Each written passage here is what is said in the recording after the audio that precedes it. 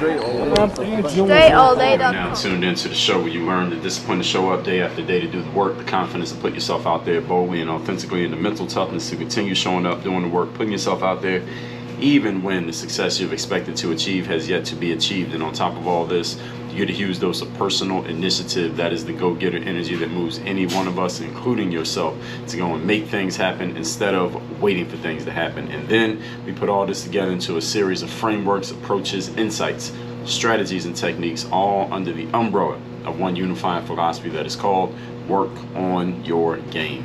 My name is Dre Baldwin, also known as Dre All Day, and welcome to the show. And today's topic is most people are not ambitious. And I'm going to explain to you, well, when I get into this episode, you're going to understand why this is something that all of us need to understand, because I think many of you are ambitious individuals. I mean, after all, you're listening to a show that is called Work on Your Game. I mean, who wants to work on their game besides a person who actually wants to go somewhere and do something with their lives? But you need to understand that not everybody thinks the way that you think. And one of the biggest mistakes I see happening with human beings, period, on many levels, is making the false, incorrect, inaccurate assumption that other people think the same way that you think. And when you understand that people don't think how you do, then you can make better decisions and choices in your communication and just in your interactions with other people. But you'll understand all of that very shortly. But before I get into that, first of all, let me tell everybody I have a motivation text that I was sending this out daily. I was talking about this the last couple days here on the show. As of this episode's recording, the decision that has been made is that this is going to become a weekly motivation text message that I still send out free of charge to everyone who is in my text community. I'll talk about that in a minute. You get that text by texting me at 305-384-6894. Nothing has changed about the whole setup. The number is still the same. It's still going to be the same high quality message. The thing is, we're going to send that message out, at least as of now, until further notice. We're going to send that message out once per week. So if we send it out every day, the way that they have changed the whole pricing tiers, and this is not just one particular software company that's doing this. This is the phone companies that are doing it, and the software companies are beholden to the phone companies. They have raised the pricing on all kinds of texting to where you pay for every single text. Then there's a carrier fee, then the overall fees, and like the pricing went up by like 10 to 15 times. Literally 10 to 15 times per month for somebody like myself to send out the motivation text. A while I would love to keep sending it every day, and I technically could. I'm not paying for that. So for now, it's going to be a weekly motivation text. So your text not going to be daily as of September 1st, which has already happened by the time you're listening to this, but it'll be a weekly motivation text. Still text me. So you're in my text community. I will still send other texts besides the weekly motivation, and you can still text me as you normally would and had in the past to that exact same number. Other thing I'll tell you before I get into this topic is at workonyourgame.net. That's where you can access the free 45-minute training that I have created that is specifically for the six-figure entrepreneur who wants to get to the next level financially, but you feel like you're running fast as fast as you can right now. So you're like, Dre, I want to get there, but I don't know if I can run any faster than this. Well, here's the good news. You do not have to run faster to do this. You just got to run a different path. That's the way I'm going to put this. You got to get strategic, systematic, and process-driven when it comes to your business. And if you don't know what I'm talking about, then this message is not for you. But if you do know what I'm talking about, then you know this message is specifically for you. Go to workonyourgame.net, put in your email address, watch the training. At the end of the training, there's going to be a link for you to schedule a call with me. Schedule a call with me, and we'll talk about how we can do this for your business. That link is down below as well. That's workonyourgame.net. Now, today's topic. Purpose of this masterclass of most people are not ambitious is to help you understand, especially as an ambitious individual that you are, that not everybody's on the same page as you, and how you can make the necessary adjustments now that you have this information in your back pocket. Point number one. The topic today is most people are not ambitious. The definition of ambition, this is the first point, is having or showing a strong desire and determination to succeed. That's the definition. A strong desire and determination to succeed. Now, I know what you're thinking. You think, or maybe you thought, that everybody on the planet has a strong desire and determination to succeed. LOL. No, they do not. You thought wrong. Most people do not have this. They started doing studies back in the 1950s. This is something that I mentioned on a different subject in the past. Back in the 1950s, the government started doing studies on what happens to people over the course of their adult lives, just how people live out their lifespans, at least during their working years, at least at the time, because at the time when it started, the normal retirement age was around 65. But nowadays you have people working way past 65 because the life expectancy has expanded, and people are just, people don't just want to sit around for 30 years and do nothing. So from age 22 to age 65, they started tracking people. And at the time when they first started doing this, they were mostly tracking men, because men were the ones who would work full time, and a lot of times the women would be home, taking care of the kids, and they just didn't work as many hours because they would take time off to take care of the family at home while the men would work full time. So from age 22 to 65, by the time men hit age 65, and the men who were tracked, this is what they found. And these statistics stayed uniform across all different demographics and all different in different places in the United States and all this. At age 65, 1% of men were rich. However they define the word rich, but these men were rich, financially well taken care of. 4% were financially well off, meaning they could financially take care of themselves. They were not necessarily rich, but they were not dependent or needy for anything financially. That's 4%. 15% were still working, and they were working not because they wanted to work. Like these days you have people who are financially in a position where they don't need to work, but they continue to work because they want to. These people were working because they needed to. 15%, and this is over the age of 65. 40% were dead, and 40% were financially dependent on children or the government. So out of 100% of men starting at age 22, might have been age 18. I don't know if it was 22 or 18. But either way, the point's still the same.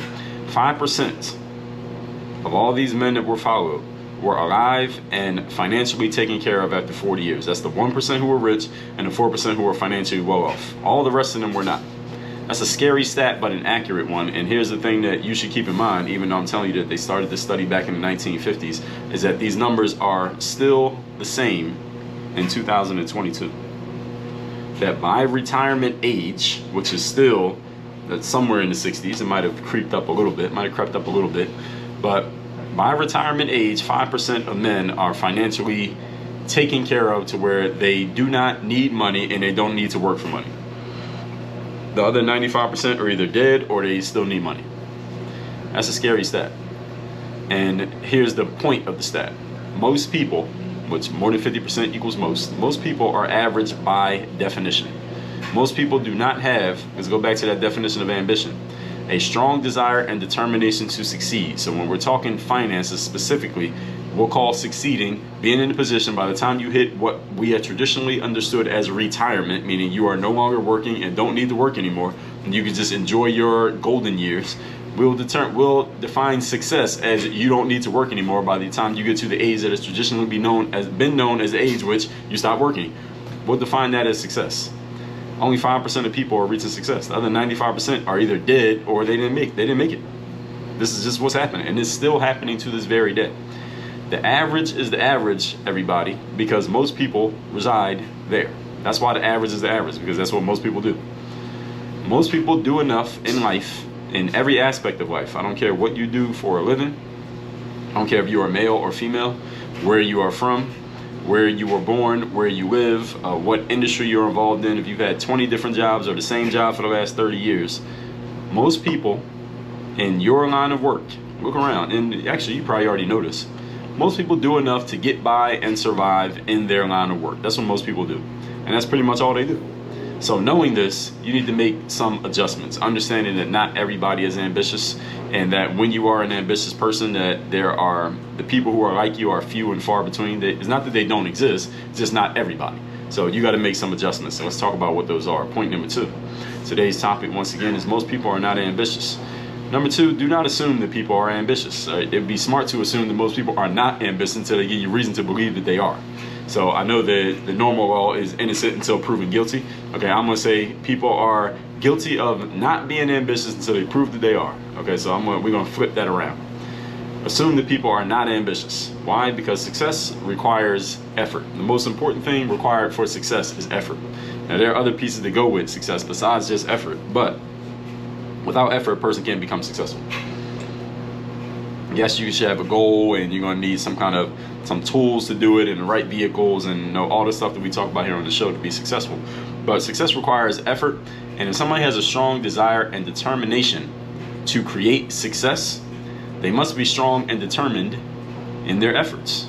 I mean, that's just by deductive reasoning, that makes sense, right? So look around at the people who you know. Not just your friends, but the people who you know. Look at your family members, extended family members. I mean, cousins, aunts, uncles, things like that. Look at your co-workers. Look at the people who you serve, the people who you help, your customers and clients, and the people who you help out in your line of work, the people you come across on a day-to-day basis. Look at your neighbors, the people in your neighborhood. When you go to the grocery store, look around at the people in the store. Look around at all those people. Now answer this question to yourself and for yourself. How many of them are strong and determined in their efforts? At least the ones who you can get some sense of in answer to this question. How many people of those who you associate with consistently, or at least enough that you can get a gauge for, know who they are and how they are as a person, how many of them are strong and determined in their efforts? Now, I'm sure you know some who are strong and determined. They are ambitious in their efforts. But you will probably also notice, if you can point out those people, the fact that you can point them out tells you, where's everybody else? Most of them are not ambitious. Ambition requires you to do things that take you above and beyond survival. All right, that's what ambition is. You're going to do things that push you above and beyond just doing enough to get by. Now, here's the key. Let me offer this caveat. Somebody can be ambitious, but at the moment, they're in a position where they are, maybe at that survival level. They're doing enough to get by right now because maybe things aren't working for them right now, but they still have their eye on going to a higher level. So those people are still ambitious. All right, they're trying. It's just not working for them right now. But understand, a lot of people are in a position where things are not taking them anywhere past, just doing okay, and they're okay with being right there. So you got to be able to make the distinction between those two different types of people. And these people who I offer the caveat about, who things might not be popping off for them right now, but they want it to be popping off, they are few and far between. Watch them over a few years and you'll notice the differences. You'll notice as they start to separate themselves from everybody else. Just in their efforts, you'll notice them separating themselves. But most people are not that. Okay, just want to offer that caveat so you understand. Many people are okay with just being okay. They're okay with just surviving, whatever that is for them. And that's fine. There's nothing wrong with somebody being okay with surviving. If that's what they want to do. It's their choice. And everyone, it has been granted by way of having life, free will to do what you want to do with your life. However, knowing this, you, ambitious person, should not invest your resources into talking ambition or offering an ambitious idea to a person who is plainly not interested in being ambitious. So this is why you got to be discerning and understanding who is ambitious and who is not. Because if you assume somebody to be ambitious and they're not, then it's almost like you're talking a foreign language to this person. I talked about discernment in episode 1431. Discernment is, in short, your skill of perception and judgment. Is your ability to look at something and see what is not being said and kind of see through the smoke screens that are being shown to you and figure out what's really going on. That is a skill. It's a skill of judgment. It's a skill of perception. It's a skill of communication, as a matter of fact, because we got to remember, communication is more than just talking. It's also what you're taking in, listening, reading, watching. So your discernment needs to be sharp enough to understand who's ambitious and who's not. And a simple rule of thumb is just assume people are not ambitious until they give you a reason to believe that they are. Because if you make the wrong assumption, both you and the other person are going to be frustrated by the conversations that you have, because you're talking to them about something that they simply don't want to do. Point number 3. Today's topic, once again, is most people are not ambitious, and here are the adjustments you should make knowing this. If you want to move a person to action, this is point number 3, speak to their self-interest, which is usually not based in ambition.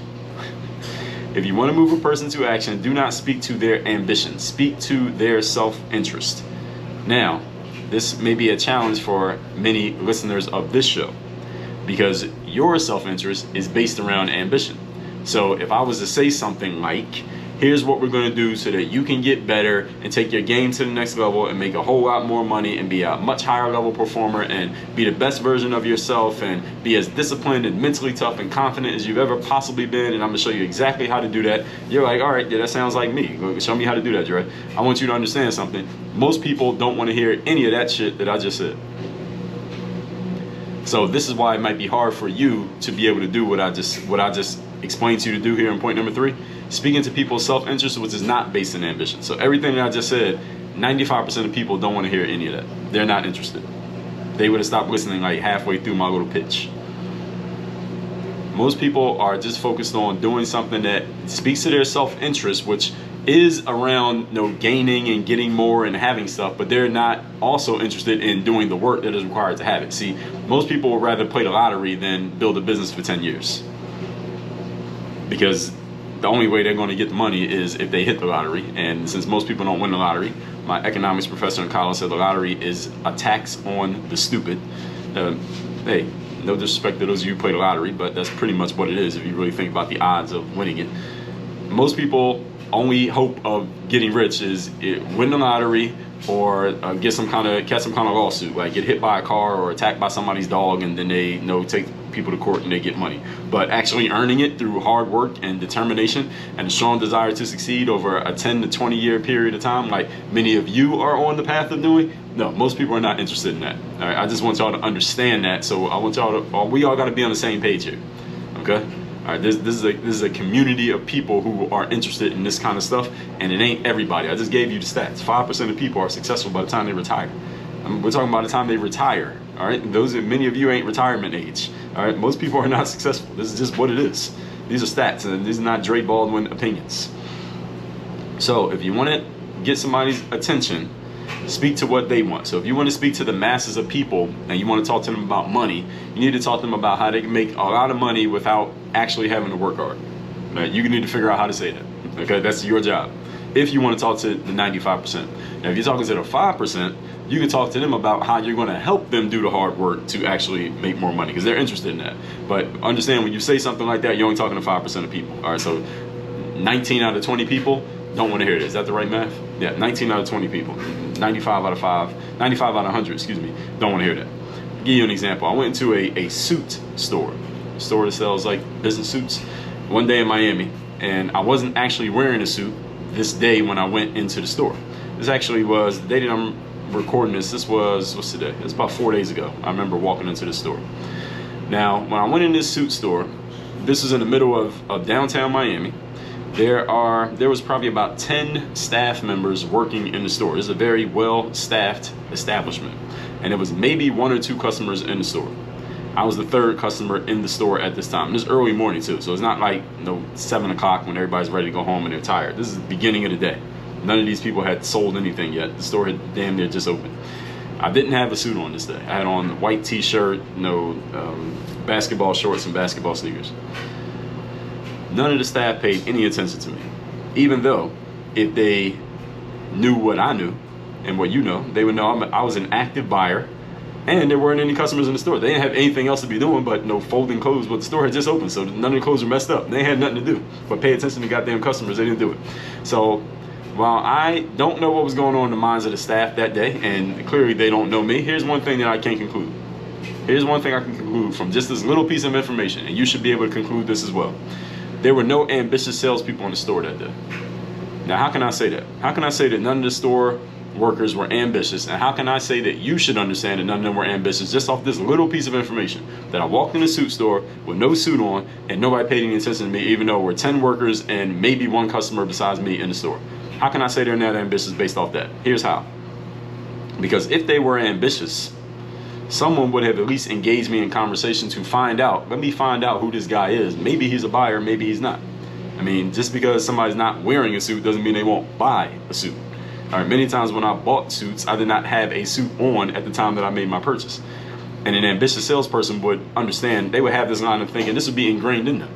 And let me give you a few reasons why. 1 or 2 simple questions would have easily uncovered the truth. 1 or 2 simple questions to me, being that you ain't got nothing else to do, salesperson, would have uncovered the truth. An ambitious salesperson looking to create opportunity out of every chance, was what a salesperson should be doing. And all of you are salespeople, by the way. You should be looking to create opportunity out of every opportunity you see, or more opportunity out of every one you see. Would have engaged me. Nobody did that. So how would a manager or an owner of a suit store get these quasi salespeople active? Well, we'll get to that in a second. First of all, let me tell you what these salespeople could have done. All right, being that I walked in the store without a suit on, how could they have found out if I was a buyer or not? Here's a simple question you could ask. If any of you ever work in a suit store, I'm going to give you some free game. I'm going to give you a question that you should use if you ever get a job in a suit store and you need to figure out if the person who walked in, especially if it's a male, if they're a buyer or not. Here's the question. what is your suit size? Just ask them that question. See, if anybody in the store had walked up to me and said, hey sir, how you doing? What's your suit size? Now there's only two ways I can answer the question. I can either say, I don't know, which may have been a tip that I'm not a buyer, because if I had never bought a suit before, I probably wouldn't know my suit size. And if I don't know my size, it might mean because I don't own a suit or maybe too many suits. Doesn't mean I wouldn't buy one though. It leans in one direction. The other answer is, I would have gave them the answer. I would have said I'm a 40 long, which is actually my suit size. And you want to buy me a suit, make sure it's size 40 long. If I would have told them my size, what does that tell you? Oh wait, this guy knows his suit size. So what does that mean?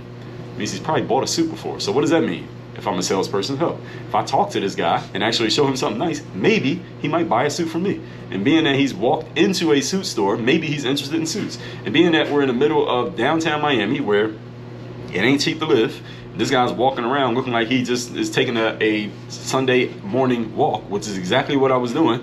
Hey, maybe this guy is going to spend some money on something, and being that he has on a pair of retro Jordans, which cost about the same amount as these suits cost, maybe he'll spend some more money on his clothes and buy a suit for me if I sell him something. If there was an ambitious salesperson in the store, they would have thought all these things. I was thinking these things, but I wasn't the salesperson. And therefore, guess how many sales they made that day, at least to me?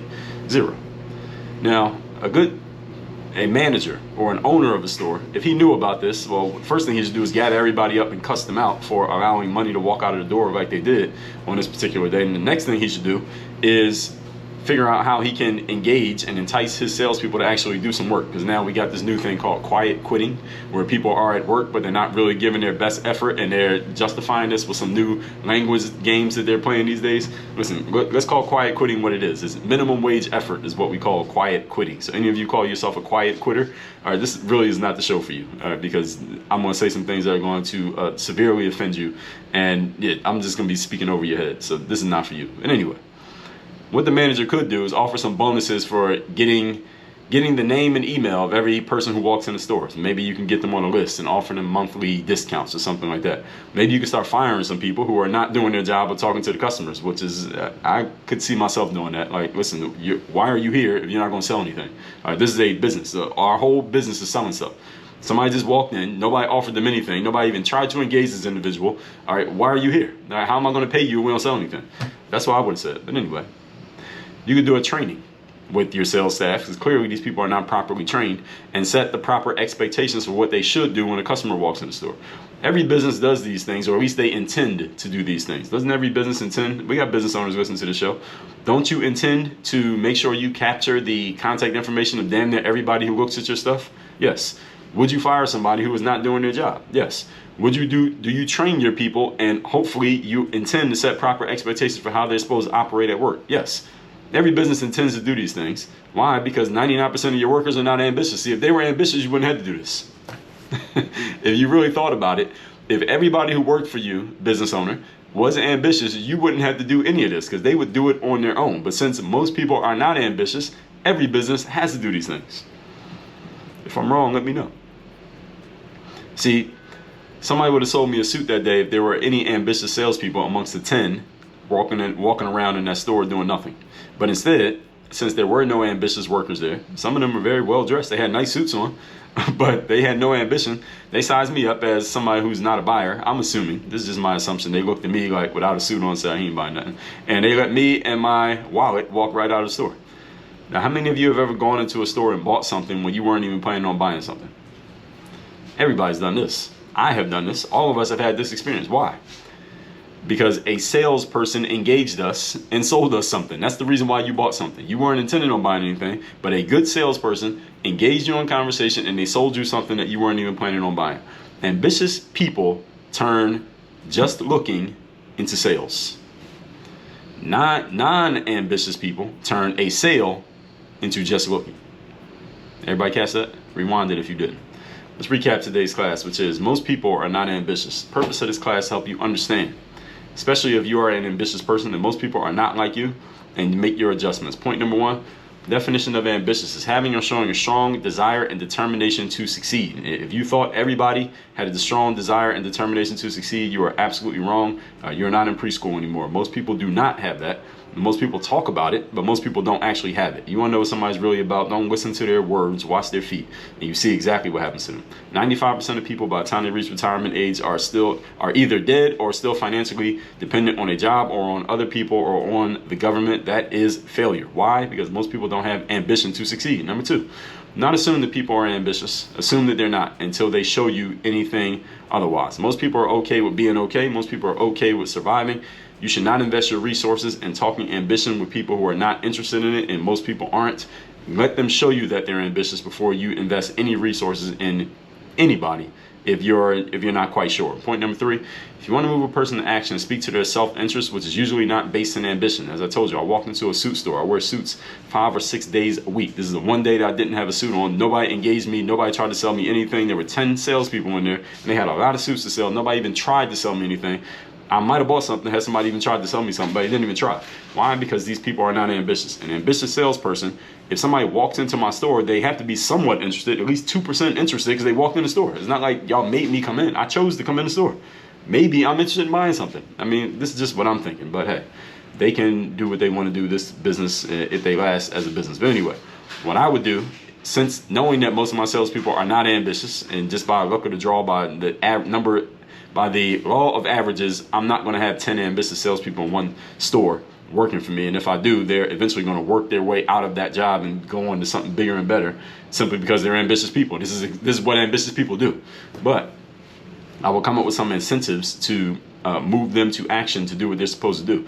This is the reason why every business does training. They set proper expectations. They get rid of people who don't do their jobs. Why? Because most people who work for us are not ambitious. If they were ambitious, then, well, number one, they're not going to be working for us for long. And number two, they'll be doing these things on their own. You wouldn't have to train them to do it. They would bring their own ambition to the job with them. Most people don't do that. And this is why we got quiet quitting, and people are trying to use this softened language to make it sound like this is some empowering thing for minimum wage level individuals. No, it is not. But anyway, that's a different conversation for a different day. Have any of you ever gone to the store and bought something when you weren't planning on buying it? Of course you have. Why? Because a good salesperson sold you something. Ambition turns just looking into a sale. Non-ambition, a lack of ambition, turns a sale into just looking. Keep that in mind in everything that you do. All that said, text me to get the What's Daily Now Weekly motivation text message. My number 305-384-6894, and go to workonyourgame.net. Get my free training where you will learn 5 steps that I'm going to show you on how you can get to your next level financially without running yourself into the pavement in the process. It's at workonyourgame.net. Work on your game. Dre all day.